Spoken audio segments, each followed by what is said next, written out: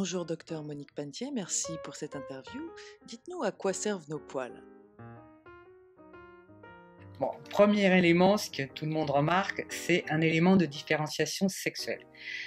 Chez les hommes, il y a une pilosité beaucoup plus marquée, hein, donc partie inférieure du visage, la ligne médiane du corps, c'est-à-dire le sternum jusqu'à l'ombilic, et le triangle supérieur qui va de l'ombilic jusqu'au pubis, qui va donner chez un homme un losange pubien, alors qu'une femme, elle n'a qu'un petit triangle pubien.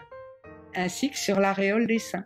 Même un homme peu poilu a quand même quelques poils autour de l'aréole des seins, alors que les femmes en ont beaucoup moins, et quand elles en ont, c'est un gros problème pour elles.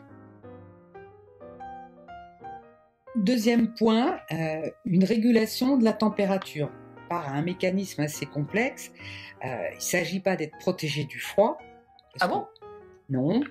Quand on est dans des zones où il fait très chaud, les gens ont souvent, par exemple le bassin méditerranéen, ont souvent plus de poils que dans les grands nord, puisque ça fait bien longtemps qu'on se sert de vêtements, de fourrures depuis les cavernes. Donc c'est pas trop ça. En revanche, il fait très froid. Il va y avoir la chair de poule, c'est-à-dire le poil se redresse. Il y a un petit muscle qui le fait se redresser. Et au moindre contact, ça déclenche des frissons. Les frissons, c'est des contractions musculaires dans le dos, parfois ça peut être plus large, enfin c'est surtout la zone du dos, et ces contractions qui sont toutes en même temps, c'est une frisson, ça fait une augmentation de température, et ça permet de ne pas refroidir le corps quand il est exposé à un milieu trop froid. La chair de poule, ça intervient aussi dans les émotions. C'est-à-dire ? Quand quelqu'un a une émotion positive, négative, forte, on peut avoir ce mouvement d'horripilation. Ah oui, d'accord. C'est comme si les poils nous mettaient dans une sorte d'hypervigilance sur ce qui se passe autour. Alors, troisième point, le poil est un élément d'information. La peau a des corpuscules sensitifs qui nous permettent de sentir qu'est-ce qui se passe, le chaud, le froid, la pression. Et au fond du poil, il y a un petit corpuscule sensitif qui va nous donner une indication, une information quand le poil bouge. Ce qui veut dire que si n'importe quel petit moucheron et surtout moustique, enfin nos petits prédateurs, s'approchent de la peau sans la toucher et qui font vibrer le poil, on est informé et on va pouvoir du coup s'en défendre. Donc c'est un élément d'information. Alors le quatrième point, le poil peut être un élément de protection dans la mesure où il crée une interface. Par exemple, les poils pubiens créent une interface entre la muqueuse et l'extérieur. Et ça a une petite fonction d'éloigner quand même tous les petits corps étrangers, et donc une fonction de protection, quoi.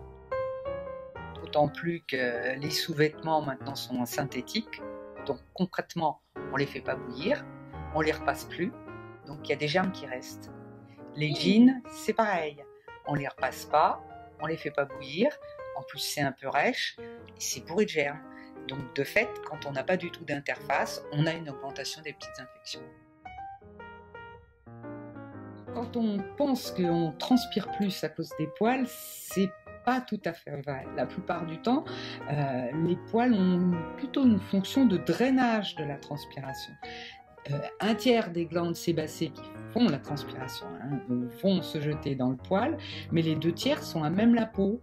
Et ce liquide qui nous permet quand même la transpiration, c'est pour éliminer la chaleur supplémentaire qu'on a, de façon à ce que le corps ne se mette pas à bouillir, c'est drainé vers l'extérieur par les poils.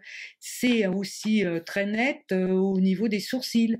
Les sourcils, c'est pas un marquage sexuel, hommes et femmes en ont, ça a pour fonction de faire drainer la transpiration de façon à ce que l'œil soit pas abîmé par la transpiration qui coule du front.